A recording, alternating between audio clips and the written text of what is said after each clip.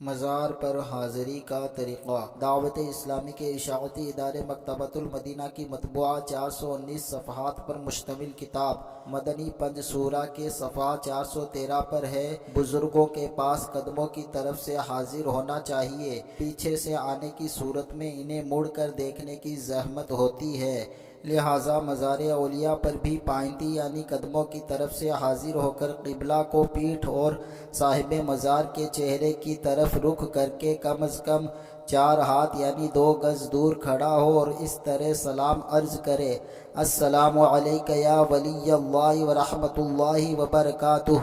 ایک بار سورۃ الفاتحہ اور 11 بار سورۃ الاخلاص، اول آخر ایک بار درود شریف پڑھ کر ہاتھ اٹھا کر ایصال ثواب کرے اور دعا مانگے۔ احسن الوعاء میں ہے، ولی کے قریب میں دعا قبول ہوتی ہے۔